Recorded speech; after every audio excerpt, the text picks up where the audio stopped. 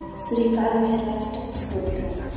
ओम देवराजसेव्यमानं पावनात्रिपङ्कजं व्यालयत्यसूत्रमिन्दुशेखरं कृपाकरं नारदादियोगिवृन्दवन्दितं दिगम्बरं काशिकापुराधिनाथकालभैरवं भजे। भानुकोटिभास्करं भवाब्धितारकं परं नीलकण्ठविस्मितार्थदायकं त्रिलोचनं कालकालमौर्याक्षमक्षशूलमक्षरं काशिकापुराधिनाथकालभैरवं भजे।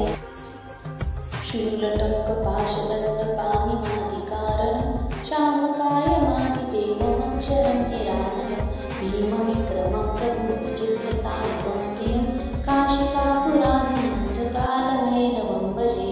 बुद्धिमुक्तिदायकं प्रशस्तचारुविग्रहं भक्तवत्सलं सितं समस्तलोकविग्रहं विनिर्वनन्मोद्यमकिङ्किणीं सत्पति काशिकापुराधिनाथकालभैरवं भजे। धर्मसेतुपालकम् अधर्ममार्गनाशकं कर्मपाशमोचकं सुशर्मदायकं विभुं स्वर्णवर्णशेषपाशशोभिताङ्गमण्डलं काशिकापुराधिनाथकालभैरवं भजे। रत्नपादुकाप्रभाभिरामपादयुग्मकं नित्यमद्वितीयमिष्टदैवतं निरञ्जनं मृत्युदर्पनाशनं करालनष्टमोक्षणं काशिकापुराधिनाथकालभैरवं भजे।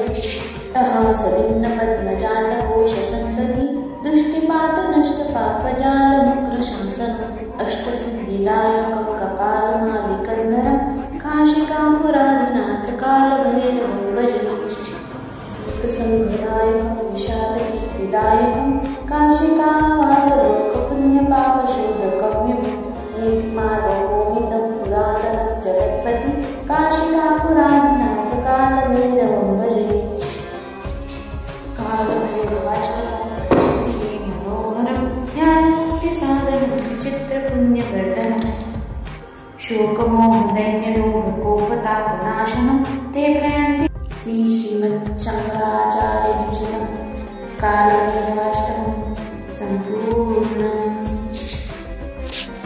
हे कालभैरवाष्टक स्तोत्र तुम्हाला जर आवडलं असेल तर या व्हिडिओला लाईक, शेअर आणि सबस्क्राईब जरूर करा। धन्यवाद।